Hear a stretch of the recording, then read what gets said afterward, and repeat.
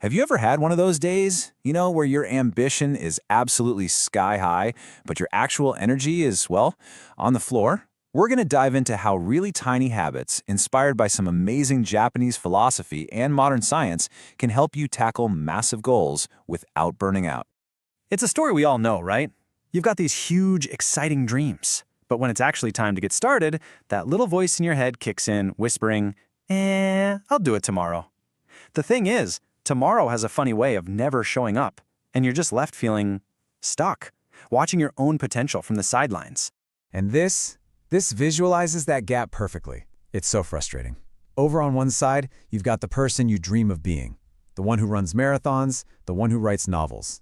And on the other side, the reality of what you're doing right now. It feels like this giant canyon between your goals and your actions. And honestly, just looking across it can be enough to make you want to give up. So let's actually give this feeling a name. Let's call it the ambition laziness trap. It's that paralysis you feel when a goal is so big, so inspiring, that taking the very first step feels impossible. The sheer size of it just makes you procrastinate. And the most important thing to get here is that this is not a personal flaw. It's a really common psychological trap that a lot of us fall into. So, if you feel like you're caught in this trap, I've got some really good news. It's not you. You're not just lazy. The problem isn't your character. It's actually the way your brain is wired.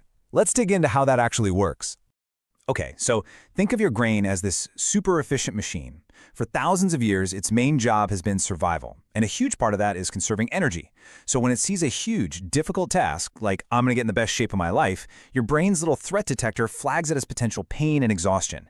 Its natural instinct, its self-preservation mode, is to steer you right towards something easy and comfortable, like, scrolling on your phone. And that is exactly why the whole all-or-nothing approach just fails. That New Year, New Me vibe relies on this massive, heroic burst of willpower, but here's the secret. Willpower is like a muscle. It gets tired. It's a totally finite resource. You wouldn't try to sprint a marathon, right? So why do we think we can overhaul our entire lives using just sheer force of will? The system is basically designed to collapse. So if these big, heroic efforts are pretty much doomed to fail, then what's the answer? Well, it's something totally counterintuitive. The secret isn't to try harder. No, it's to make the effort so small, so laughably easy, that your brain doesn't even realize you're doing anything at all. And this brings us to this really powerful Japanese concept called Kaizen. It just means continuous improvement. So forget about transforming yourself overnight. The goal here is to get just 1% better each day.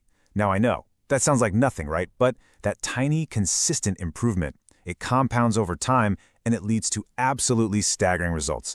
It's kind of the ultimate life hack for outsmarting your brain's resistance. And what I love about this is how it makes that 1% idea so tangible. You want to read more? Don't commit to reading a whole chapter, just one page. It's so easy you literally can't say no. But do that every day, and that's a whole book, maybe 2 in a year. One single push-up is almost effortless, but it's the tiny seed that a real, daily fitness habit can grow from. And this right here, this is the core takeaway of this whole thing. It is not about the one heroic, super intense workout you do in January. It's about the small, maybe even boring walk you take every single day. The person who just shows up, even imperfectly, will always, always outperform the person who's waiting around for that perfect, high-intensity moment that never comes. You see, Kaizen isn't just a tactic. It's actually part of a much broader philosophy for making real, sustainable progress. So let's look at a few other ideas from Japan that can help us build a mindset that really embraces this small, consistent approach to growth. So we've already talked about Kaizen, the path of small, continuous improvements. Now let's add 2 more beautiful ideas. First is wabi-sabi, this idea of finding beauty in things that are imperfect. It gives you permission for your progress to be a little messy, which it always is. And then there's kintsugi, the art of repairing broken pottery with gold. It teaches that your failures, your scars, they aren't things to hide. They're actually part of what makes you strong and unique. Together, these 3 create a philosophy for moving forward without that crushing pressure to be perfect. Now, to fuel all of this, you need a purpose. And that brings us to ikigai, your reason for being, your reason to get out of bed in the morning. Because, let's face it, consistency is really hard if you don't have a strong why. By asking yourself these 4 simple questions, you can start to find that sweet spot, that intersection, where what you love and what you're good at meets what the world actually needs. That's the deep motivation that's going to keep your tiny habits going, especially on the tough days. Okay, so we've got the philosophy, the why, But how do we actually put this into practice, like today? Let's break it all down into a super simple toolkit you can start using the second this is over. Here it is. 3 simple steps to outsmart that comfort-seeking brain of yours.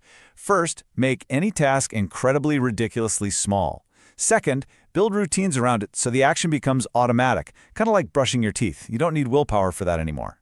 And third, here's the secret weapon, the 2-minute rule. Just commit to starting for 120 seconds. That's it. Let's see how this actually works in real life. The goal, get fit, is terrifying, but do 1 push-up? That's easy. That's making it small. You want to run in the morning? Don't rely on being motivated when your alarm goes off. Put your running shoes right by your bed the night before. That's creating a routine. And if a task, like cleaning your room, feels completely overwhelming, just commit to doing 1 tiny part of it for just 2 minutes.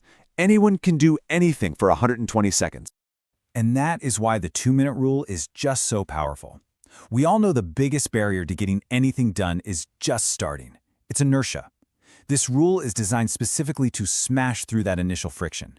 Because once you've started, even for just 2 minutes, momentum starts to take over. It's that gentle little push that gets the giant boulder of your ambition finally rolling. So, if there's one thing to remember from all of this, it's this right here. Let go of perfection. Perfection is the absolute enemy of progress. The goal is not to have a perfect workout or to write a perfect page. The goal is just to show up, to be consistent. That's it. That's the entire game. And I really want to leave you with this powerful image. Real change isn't a light switch that you just flip from off to on. It's a fire that you build slowly. Every single tiny action, that 1 push-up, that 1 sentence you write, that 1 minute of tidying up, it's like adding a small piece of kindling to the fire. At first, yeah, it's just a tiny spark, but with consistency, you build it into a roaring, unstoppable blaze. So, my question for you is pretty simple. What tiny fire will you light today? What is the 1 laughably small action you can take? What's the 1 piece of kindling you can add to your fire right now? You know what they say, the journey of 1,000 miles starts with a single step. And today is a pretty perfect day to take it.